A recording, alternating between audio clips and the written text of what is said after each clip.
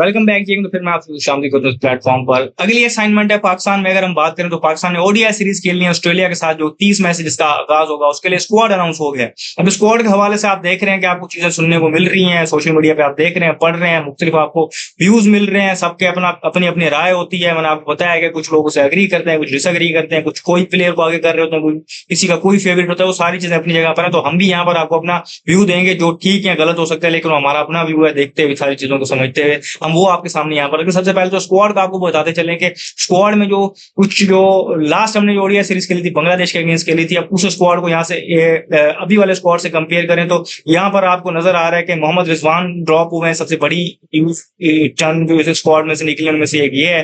फहीम अशरफ नहीं है, वसीम जूनियर नहीं है, फैसल अकरम नहीं है और साद मसूद ये ड्रॉप हुए हैं। हुसैन तलत थे, वो इंजर्ड है, इसलिए यहाँ पर स्क्वाड में मौजूद नहीं है। अगर हम यहाँ पर देखें तो बाबर आजम, नसीम शाह, शादाब खान और सुफियान मुकीम की स्क्वाड में वापसी हुई है। रुहेल नजीर, अरफात मिनास और अहमद दानियाल को यहाँ पर मैट इन कॉल हुई है स्क्वाड में। तो ये कुछ चीदा चीदा नुकात थे जिसे आप कहते हैं कि स्क्वाड के हवाले से जो आपको की अपडेट शॉर्ट टाइम में मिलनी हो तो वो ये है। अब अगर हम देखें इस चीज को तो यहाँ पर सबसे बड़ी न्यूज निकली है, जो दो स्पेशली बहुत बड़ी न्यूज है यहाँ पर। आप अगर आप देखें तो एक तो ये है कि जिस तरीके से यहाँ पर शादाब खान की वापसी हुई है। अब शादाब खान, हम किसी प्लेयर के अगेंस्ट नहीं होते। एक चीज जो हम यहाँ पर रेस करते हैं कि लोग एक सिलेक्शन का क्राइटेरिया होता है, एक सिलेक्शन की बेस होती है कि आप प्लेयर को किस बेस पे वापस लेके आ रहे हैं। कि ओडीआई क्रिकेट में हमने देखा तो लास्ट उन्होंने जो ओडीआई खेला था वो 2023 के वर्ल्ड कप में खेला था। उसके बाद वो ओडीआई क्रिकेट खेले ही नहीं है। लिस्ट ए के भी उनके लास्ट मैच 2024 में था, उसके बाद वो भी वहां पर भी नहीं खेले। और उनकी परफॉर्मेंस देखें तो लास्ट ओडीआई में सिर्फ वो 4 विकेट्स ले पाए हैं। मैं अगेन ये बात कर रहा हूँ कि वो एक स्पेशलिस्ट लेग स्पिनर है। अगर आप उनकी बैटिंग को देखना चाह रहे हैं तो स्पेशलिस्ट बैटर वो नहीं खेल सकते। तो उनको अपने 10 ओवर का कोटा पूरा करना है तो ही वो टीम में जगह बना पाएंगे और विकेट्स लेनी होगी। तो वो अगर अपनी प्राइमरी जॉब पूरी नहीं कर रहे होंगे तो उसके अलावा लिए वो इसको ओडीआई टेस्ट क्रिकेट तो अलग बात है, लेकिन ओडीआई में उस तरीके से जगह टेस्ट बोलूं T20 क्रिकेट की अलग बात है, ओडीआई क्रिकेट में उस तरीके से जगह नहीं बना पाते। तो यहाँ पर वो अवेलेबल स्क्वाड में अगर आप देखें तो यहाँ पर आप उनका नाम आ रहा है। तो उनके परफॉर्मेंस इस बेस पे लेके आए हैं, क्या कहाँ डोमेस्टिक खेला है उन्होंने, कहाँ पर इंप्रूवमेंट किया और उठा के आप उनको सीधा स्क्वाड में लेके आए हैं। ड्रॉप किया आपने साद मसूद को, जिसको आपने पहले सिलेक्ट किया था, गलत तरीके से सिलेक्ट किया था। गलत इन द सेंस के वो T20 फॉर्मेट का प्लेयर था, आपने उसको फास्ट ट्रैक करके आप ओडीआई में लेके आए। वहां पर उन्होंने थोड़ा सा आपको इम्प्रेस किया था, आप उनको यहाँ पर ड्रॉप कर दिया गया है। इससे प्लेयर पे क्या गुजरती है, उनका माइंडसेट कैसे खराब होता है, वो सारी चीजें आपके सामने है। फास्ट ट्रैक करके आप ले आते हैं प्लेयर को, फिर ड्रॉप कर देते हैं। सुफियान मुकीम अब स्क्वाड में यहाँ पर हैं, केपेबल हैं, बहुत अच्छे और बड़ा मतलब जिसे आप कहते हैं कि डिजर्विंग प्लेयर हैं। T20 वर्ल्ड कप में लोगों ने आवाज उठाई कि उनको लेके जाना चाहिए, वहां नहीं लेके गए। इससे पहले यहाँ पर ओडीआई टीम में फैसल अकरम खेल रहे थे। फैसल अकरम ये सोचेंगे कि यार मेरी क्या गलती थी, मैं किस बेस पर ड्रॉप हूँ, सुफियान मुकीम आ गए। तो आप प्लेयरों को जिस तरीके से लाते और निकालते हैं, यही एक चीज है जिसपे सबसे ज्यादा तनकीद होनी चाहिए कि आप एक तो राइट फॉर्मेट के लिए राइट प्लेयर पिक नहीं करते और फिर जिस तरीके से उनको फास्ट ट्रैक करके लाते हैं और फिर उसी तरीके से आप उनसे जान भी छुड़ाते हैं और बाहर कर देते हैं। तो ये सारी चीजें आपके सामने इस तरीके से होती हैं।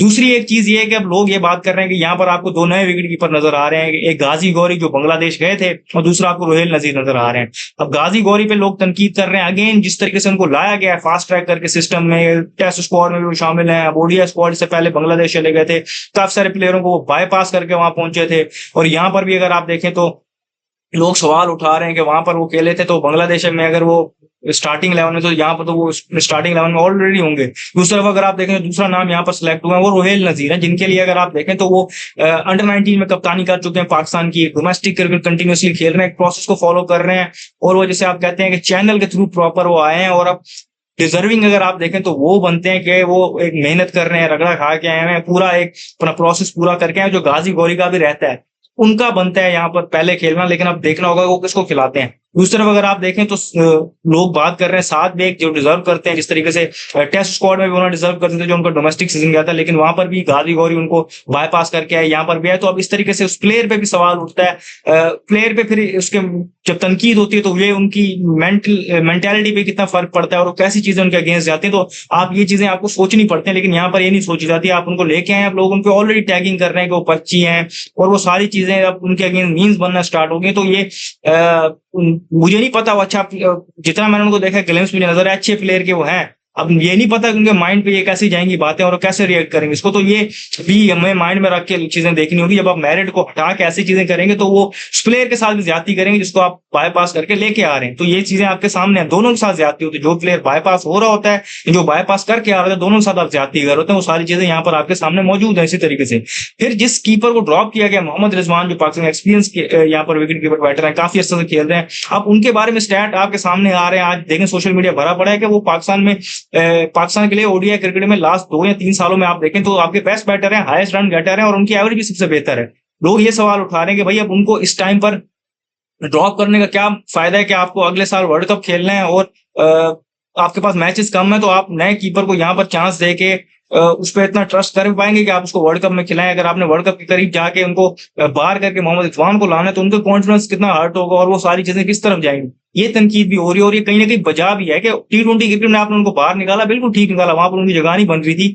यहाँ पर इस फॉर्मेट में तो वो परफॉर्म कर रहे थे, तो यहाँ से उनको ड्रॉप करना और फिर हम जानते हैं पाकिस्तान क्रिकेट के हवाले से कि वो उनको वापस लेके आएंगे एट द एंड, तो फिर आपने यहाँ पर ड्रॉप करना, वो चीज समझ नहीं आ रही वो किस तरीके से अब आगे शो अप होंगी। नसीम शाह को यहाँ पर लाया गया पेस अटैक में। ये नसीम शाह की अब हमने अभी देखा था कि ड्यूरिंग PSL काफी सारे मैचेस उन्होंने इंजरी की वजह से मिस किए, फिर जब कम बैक हुआ तो भी वो अपने उस मैच में अपनी स्पेल पूरा नहीं कर पाए। तो क्या हम उनको अगेन रश कर रहे हैं और उनकी इंजरी को सही मॉनिटर नहीं कर रहे हैं? ये चीजें भी आपको देखनी होगी क्योंकि वो आपके लिए इंपॉर्टेंट है। ऑल फॉर्मेट इंपॉर्टेंट, T20 हो, टेस्ट हो और ODI क्रिकेट हो। अगर आप उनकी इंजरी को सही मॉनिटर नहीं करेंगे तो वो जिसे कहते हैं कि फुल फिट ना हो तो वो आपके लिए उस तरीके से इफेक्टिव भी नहीं होंगे। तो वो चीज भी लोग यहाँ पर तनकीद कर रहे हैं कि यार ये क्या मामला है, आप उनको लेके आ गए, आपके तो ऑप्शन थे, आप उनको ट्राई करते।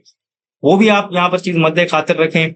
और फिर आप ये चीज देखें कि ओपनिंग आपके लिए वही होगी जो बांग्लादेश वाली सीरीज में रही थी, साहिब फरहान और मास ताकत। तीसरा आपका शामिल हसन का ऑप्शन मौजूद है, वो वहां पर 3 नंबर पे खेले थे, यहाँ पर क्योंकि बाबर आजम 3 पे अपने आ गए हैं तो यहाँ पर वो खेलेंगी।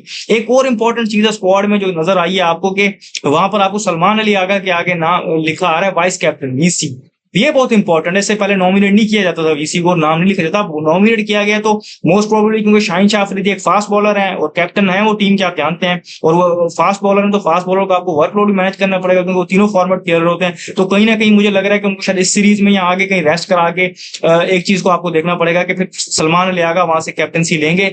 और इस चीज को आप इस पैरामीटर में भी देखें कि नाम चल रहा है यहाँ पर, क्योंकि बातें चल रही है कि शान मसूद को हटाया जाएगा या वो खुद छोड़ देंगे, तो उसकी जगह जो नाम चल रहा है ज्यादातर हर जगह पर आपने देखा होगा तो वो सलमान अली आगा का चल रहा है कि वो कैप्टनसी करेंगे। तो ये चीज भी आप उस पैरा में भी देखें तो वो भी समझ आ रही है कि अभी यहाँ को वाइस कैप्टन नॉमिनेट किया गया। मोस्ट प्रोबेबली मैंने आपको जो रीजन बताया वो ये कि फास्ट बॉलर का वर्कलोड मैनेज करना है तो उनके लिए उनका डेप्टी रखना बहुत लाजमी होता है। तो ये चीज देख के लग रहा है कि वो जब शाहीन शाह अफरीदी रेस्ट करेंगे तो उनको यहाँ पर कैप्टनसी का रोल जो दिया जाएगा वो सलमान अली आगा को दिया जाएगा, तो इसलिए वो नजर आ रहा है।